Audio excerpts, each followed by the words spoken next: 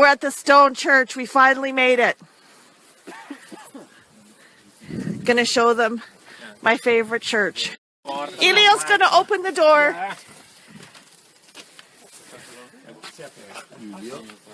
Let's go inside the church. So they're looking at the list of the homesteaders' land that they got when they came here. I wanted them to come to this church to see how the Europeans came to Saskatchewan and got land, and how important it is that they know that we appreciate that they came and settled Saskatchewan. So I'm showing them this grave. It's got a picture of the farmers here, and I want them to know how thankful I am that the Europeans came here. So I explained to all of them that it's all full of farmers and how thankful we are to all of them for coming to Canada and homesteading, and they all thought that was pretty cool. That was a quick visit at the stone church. Now we're going to head over to Wishart to a farm to have dinner in the field and a visit with some awesome farmers. Off we go. Corey's leading the way. This farmer's nice enough to let everybody come inside the house for lunch. Isn't that amazing? Thank you. Everyone come on in. Keep coming in. Isn't this awesome? Look at this. Here. We're lucky here today. One of the family members speaks fluent Italian. Everybody's digging into their sub. Can you imagine? Janice is entertaining like 30 people. And even got some local Wishart people.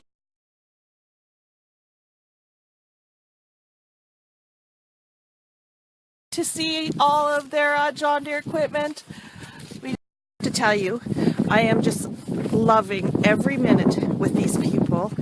Their engagement and their level of excitement for farming is like, it's a heart starter.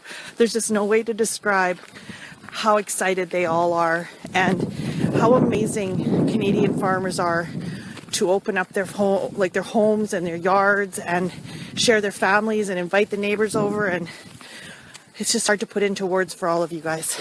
But I hope you're really enjoying my story, and I hope that I'm sharing what it feels like to be with these people, because I know there's so many of you that wish you could be. And like, OMG, look at this farm. Isn't this amazing? This is amazing. And this is a family farm. It's all family that runs this farm and lives here and works here. This not a farmer's playground. Slightly, yeah. Yeah, so everybody is pretty spread out. They're not quite sure what they want to look at first, but they're all pretty happy.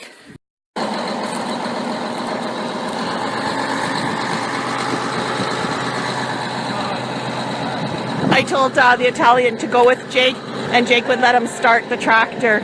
They really love 9620s.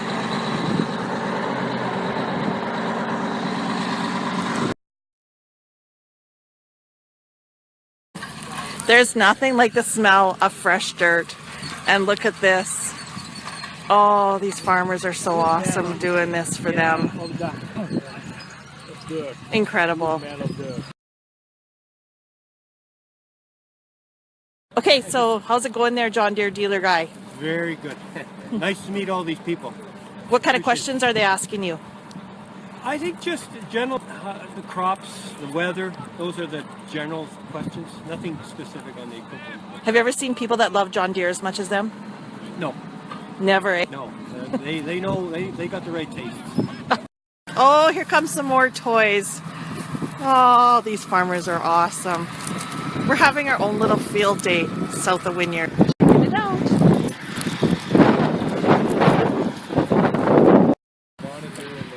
So we were just saying how as farmers and in the ag industry, we should be so grateful to be able to spend time around this equipment and farm, because look at the people from Italy and how much they're loving this. They're really teaching us all a lot about gratitude, and these beautiful John Deere machines are just making their whole day. I'm just wondering, Do you like John Deere? Yeah. I can tell. Now we're trying to get everybody together for a group picture, and it's a challenge. It really is.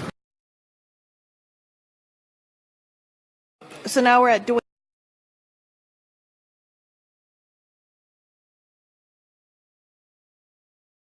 Dwayne's. We're going to look at some old tractors, and then we're going to go look at some old combines, and then we're going to go to the elevator.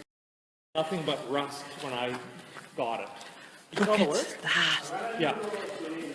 Oh my God, look at this. Wow. That was my mom's dad. And it was sold in Isn't it awesome? So Dwayne was just explaining that how he's spreading edge, and because they were asking what he was doing with this Valmar. And good question, really good question. So what do you think of Dwayne's 1939 Chev International? Wow, this guy has got like really neat stuff. This one's kind of cool too. It's neat to see somebody who has this beautiful old stuff in their shed and they're looking after it and treasuring it.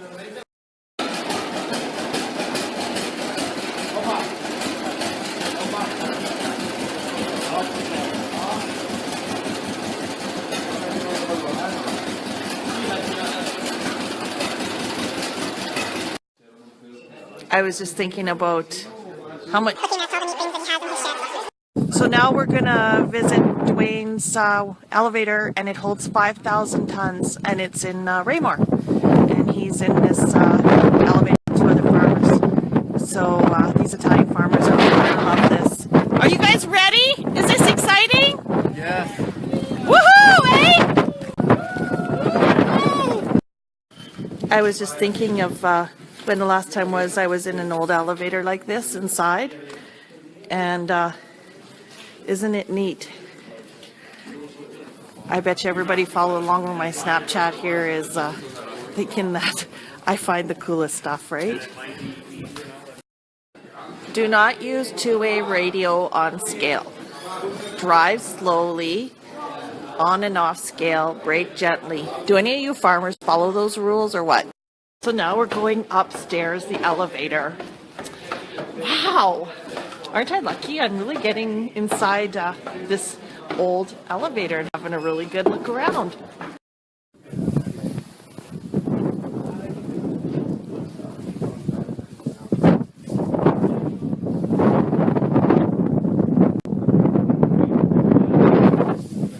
So this elevator is full of crop from this harvest, and I'm really enjoying this little tour and getting a glimpse into the past, into how things used to be.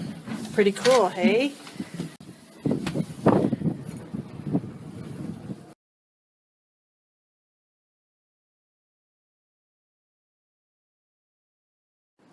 So here's all the stuff that they have in the bins. Pretty neat, that old board. The board, the three different farm families each have their own color, and that's how they keep track of who's got what bin and what's in it, and that's pretty good organization. Anyone need a Band-Aid? Check that out. Pretty antique.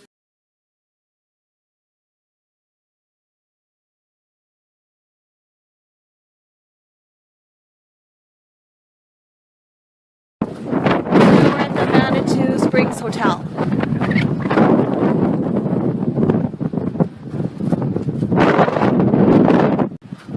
And this is a place I've always wanted to go, so I'm pretty excited to bring the Italians here. They were originally going to go to Yorkton tonight. I changed their plans for them. You have to speak? I have to speak. So, Grana Padano is a typical Italian cheese, and it's hard and seasoned, aged 24 months minimum. You can eat just by itself or to scrap over the pasta. For Luis, Ora!